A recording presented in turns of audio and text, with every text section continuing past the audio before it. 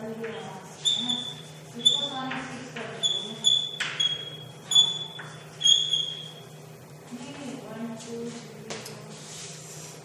Part third political science.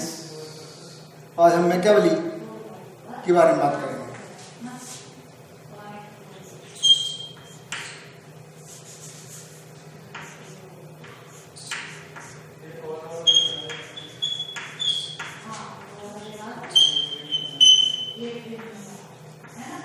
Machiavelli के बारे में बात करते हैं। मैकियावेली के राजनीतिक विचार।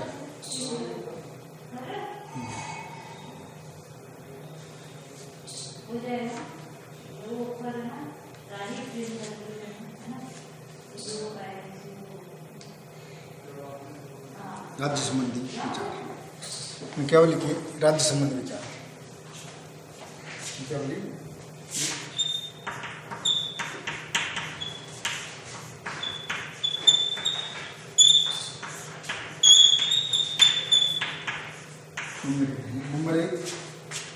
नंबर आदेश में राज्य की उत्पत्ति।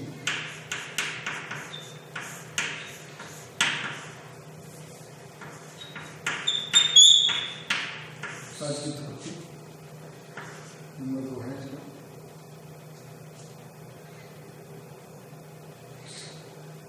राज्य को शासन प्रणाली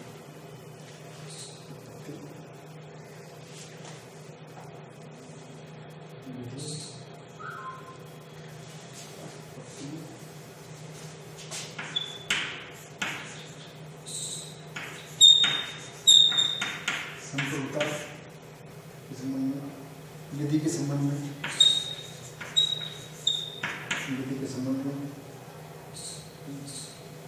राजा शासक के कर्तव्य,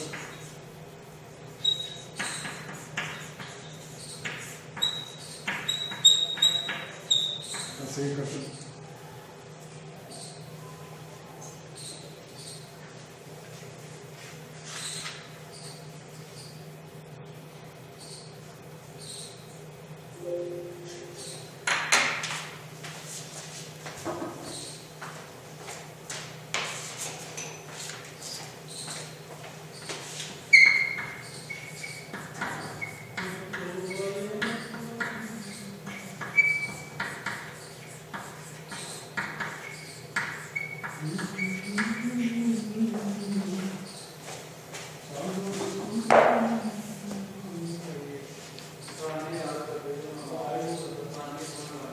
तो आज राज्य मैकियावेली के अनुसार राज्य के बारे में बात करेंगे, राज्य की उत्पत्ति के बारे में बात करेंगे, राज्य की संप्रभुता के बारे में बात करेंगे, विधि के बारे में बात करेंगे और शासक के कर्तव्य के बारे में बात करते हैं।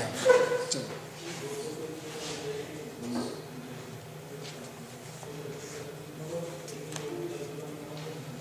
मैकियावेली राज्य का कोई सिद्धांत प्रतिपादित नहीं किया है, ना उसने राज्य की कोई परिभाषा दी है, ना उसकी उत्पत्ति और विकास का कोई सिद्धांत प्रतिपादित किया है, ना ही उसके तथ्यों का विश्लेषण किया है। उसने जो कुछ किया है वो क्षमतापूर्वक राज्य को तत्कालीन परिस्थितियों में चलाने की युक्ति बताई है।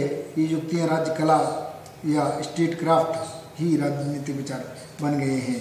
राज्य की उत्पत्ति के संबंध में मैकियावेली ने राज्य की उत्पत्ति पर स्पष्ट रूप से अपने विचार व्यक्त नहीं किए हैं, फिर भी उनके विचारों में मानव स्वभाव के असली और स्वार्थी प्रवृत्तियों को मानता है। वह अस्तु की तरह राज्य को एक प्राकृतिक संस्था नहीं मानता है। उसकी मान्यता है मनुष्य ने अपनी असुविधाओं को दूर करने के लिए राज्य की स्थापना की है, अतः वह एक मानवकृत और कृत्रिम संस्था है। इस तरह मैकियावेली हॉब्स की भांति राज्य की उत्पत्ति संविदा का प्रतिपादन किया है। राज्य की प्रकृति और स्वरूप दिखाते हुए मैकियावेली राज्य को एक अन्य सभी संगठनों में उच्च और श्रेष्ठ मानता है। समाज के अन्य सभी संगठन उसके अधीन हैं, उसके प्रति उत्तरदायी हैं, किंतु राज्य किसी के प्रति उत्तरदायी नहीं है, क्योंकि राज्य ही एकमात्र ऐसा साधन है जिसके माध्यम से जनता कल्याण के सर्वोच्च लक्ष्य प्राप्त कर सकती है।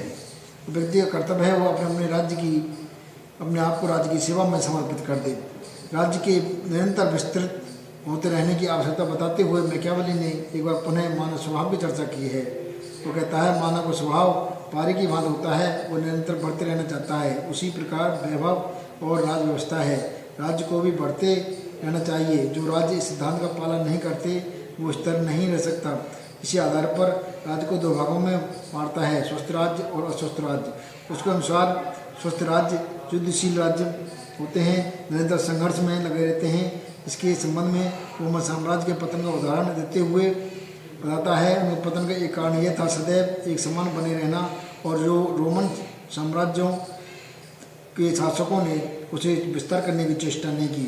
अतः प्रिंस और डिस्कोर्सेज में वह इस बात पर बल देते हैं राज्य को अधिकृत प्रदेश पर निरंतर बढ़ाए रखने की आवश्यकता है। मैकियावेली का इटली के एकीकरण का जो लक्ष्य था उसी दृष्टि में रखते हुए उसके द्वारा इस प्रकार का विचार दिया। राज्यों का वर्गीकरण के संबंध में, शासन प्रणाली के संबंध में भी कुछ विचार दिए हैं। यहाँ पर मैकियावेली ने अपनी पुस्तक द प्रिंस में फ्रांस, स्पेन और इटली के सुदृढ़ और शक्तिशाली राजतंत्रों की प्रशंसा की है।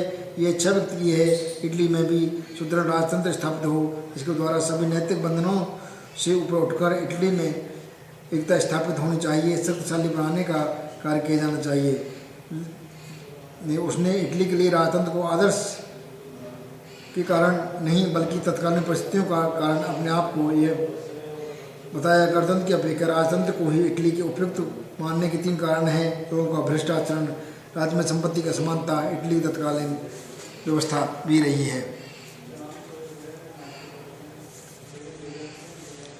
संपूर्णता के संबंध में मैकियावेली ने स्पष्ट रूप से संपूर्णता शब्द का कहीं भी प्रयोग नहीं किया है, किंतु राजा की शक्तियों के संबंध में जो कुछ लिखा है उससे हमें संपूर्णता का आभास अवश्य होता है। वह शासक की आंतरिक इच्छा और विजेता की भावना को अभिभाज्य मानता है। इसके अनुसार शासक किसी भी आंतरिक या बाह्य शक्ति के प्रति उत्तरदायी नहीं होता है। वो किसी भी प्रकार के कर्तव्य अनुबंध से प्रभावित होता है। उसे किसी प्रकार की आंतरिक बाह्य शक्तियाँ मानने के लिए बाध्य नहीं किया जा सकता।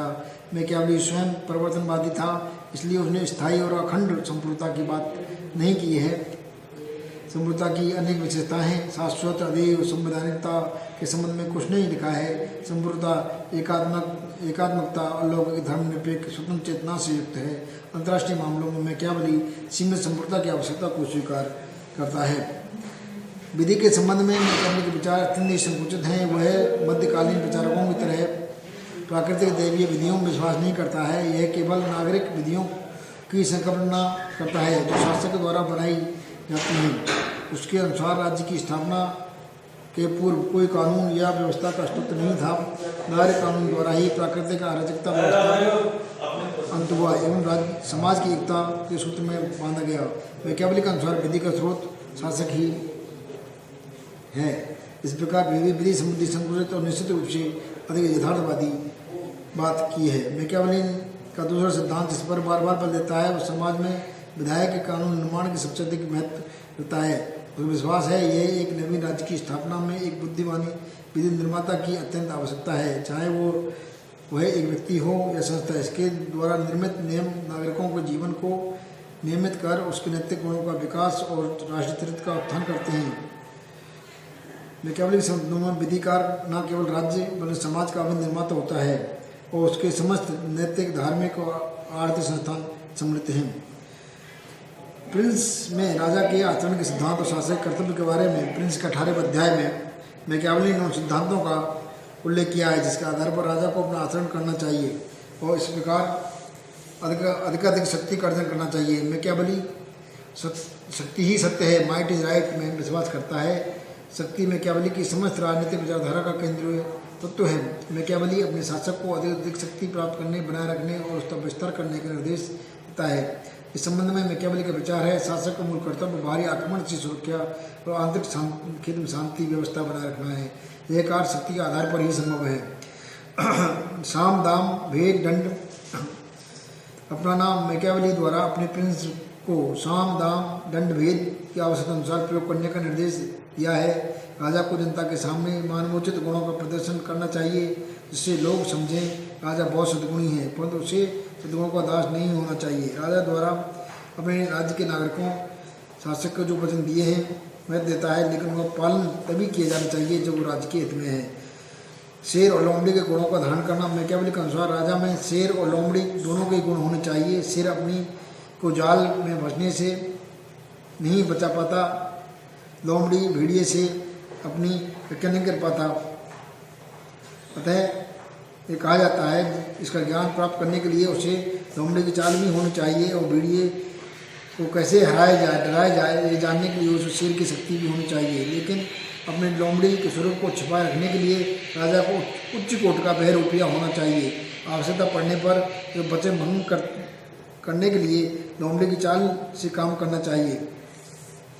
ऐसा शायद ही हो। लोगों को धोखा भी आवश्यकता पड़ने पर लोगों को धोखा भी दे देना चाहिए। मैकियावेली के अनुसार जब प्रिंस किसी राज्य पर अधिकार कर लेता है तो विजेता को सभी अत्याचार और क्रूरता एक साथ कर लेना चाहिए। यह क्रूरता का सदुपयोग है। राज्य की प्राप्ति के लिए बड़े से बड़ा विश्वासघात किया जाना चाहिए, बशर्ते वो ऐसा विश्वासघात बार बार न की जाए, क्योंकि बार बार ऐसा करने से क्रूरता का दुरुपयोग होता है। राष्ट्रीय सेना का गठन। नरेश को राज्य की रक्षा के लिए एक शक्तिशाली राष्ट्रीय सेना का गठन करना चाहिए। उसे किराए की सेना पर कभी विश्वास नहीं करना चाहिए। कानून का पालन नितांत आवश्यक है। राजा के द्वारा सार्वजनिक मामलों में किसी प्रकार की निर्बलता नहीं दिखाई जानी चाहिए। कठोरतम दंड की व्यवस्था भी की जानी चाहिए, जिससे कानून भंग करने वालों को सदैव भय बना रहे। सैन्य शक्ति का विस्तार और युद्ध की स्थिति। मैकियावेली अपने सैन्य शक्ति का विस्तार किया जाना चाहिए, युद्ध की स्थिति को बनाए रखा जाना चाहिए। राज्य का हमेशा विस्तार किया जाना चाहिए। युद्ध करो या नष्ट करो, विस्तार करो या नष्ट हो जाओ, कहावत सही है। ग्रीक नगर राज्य का स्थायी होने के कारण ही नष्ट हुए थे। युद्ध की स्थिति न केवल सैनिकों में वरन साधारण नागरिकों में भी अनुशासन, देशभक्ति, एकता, कठोर जीवन की आदर्श स्थितियों में न केवल सैनिक वरन साधारण नागरिक में भी अनुशासन, देशभक्ति, एकता, कठोर जीवन की आदत का विकास होता है। मैकियावेली के अनुसार शासक के द्वारा युद्ध में वीरता और शौर्य का प्रदर्शन करने से अधिक सम्मानजनक बात कुछ नहीं हो सकती।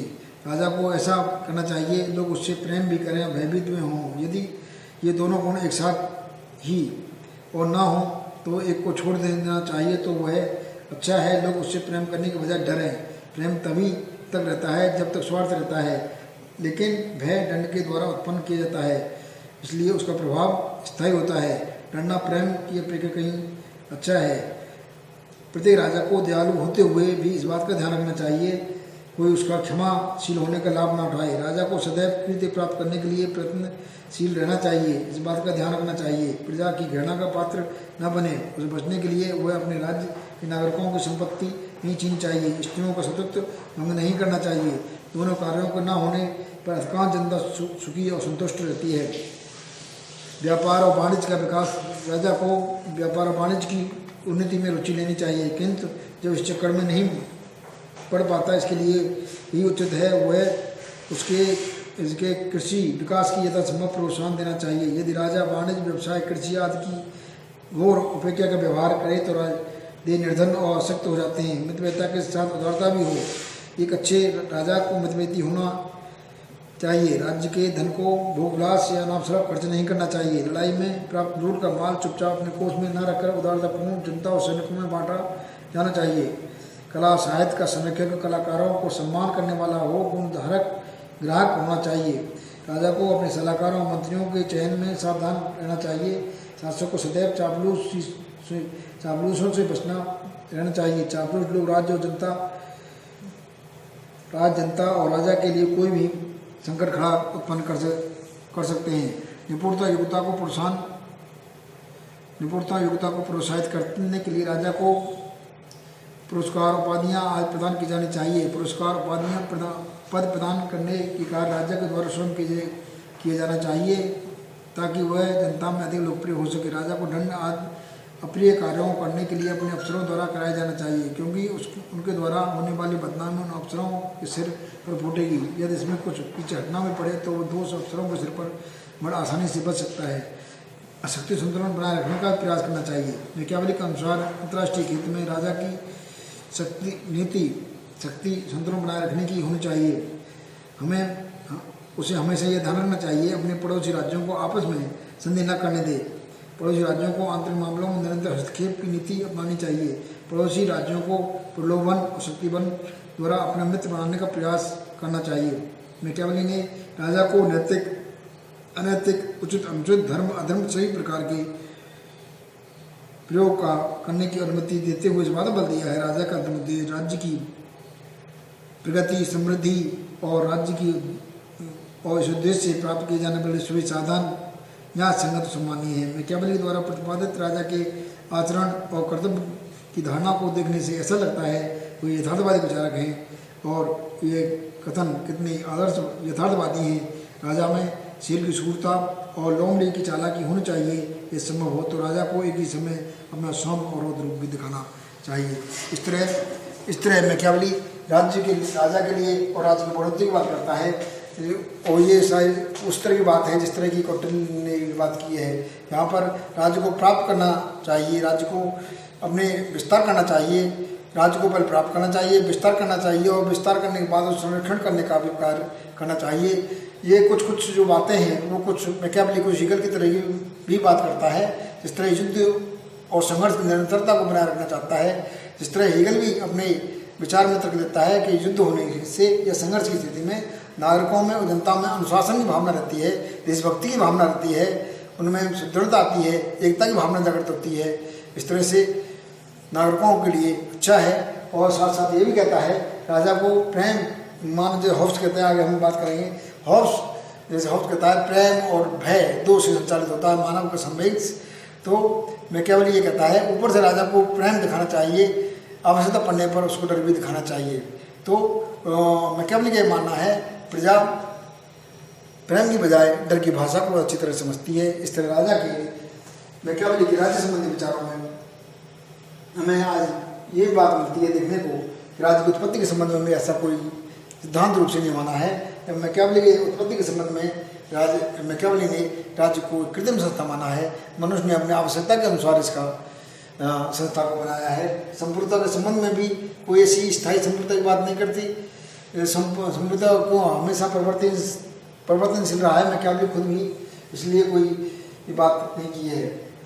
शासकीय कर्तव्य के बारे में भी काफ़ी कुछ है, शेर और लोमड़ी जैसे गुणों का बात की है। तो आज हमने राज्य की मैकियावेली के राज्य के